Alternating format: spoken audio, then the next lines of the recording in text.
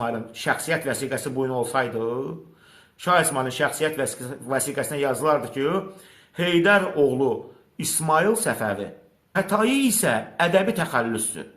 Ədəbiyyatda təxəllüsdür. Yəni Şah İsmail şeir yazanda xətai təxəllüsündən istifadə edib. Orta əsrlərdə ədiblər özlərinə, Azərbaycan ədibləri özlərinə təxəllüs götürürlərdi. Məsələn, bizim şairlərimiz var, Xəstə Qasım, Tufeyli, Qurbani, Miskin, Əyyaşi. Bu kimi bizim ədiblərimiz var, təxəllüs götürüblər. Yəni, niyə görə Əyyaşi?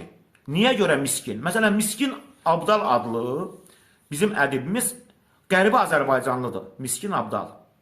Əsl adı Seyid Hüseyndir. Adam Səfəvi sarayında ideoloqdur. Şah İsmailin yanında oturur. Amma özünə Miskin ləqəbini götürüb.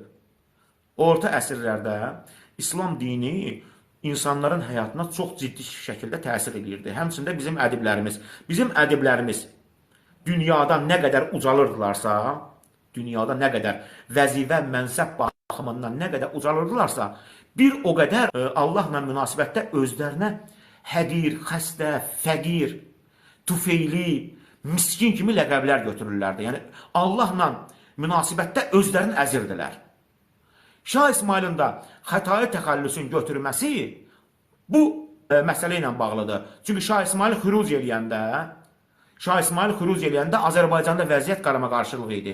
Gürcülər o yandan, Özbəklər bu yandan, Əfqanlar o yandan, Azərbaycanda aləm qarışmışdı bir-birinə. Ağqoyunlular bir-biri ilə müharibə eləyirdi.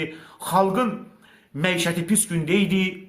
Vergilər ağırlaşmışdı, müharibələr davam edirdi və belə bir məqamda Şeyx oğlu İsmail xüruc edir və ədalət şüarı ilə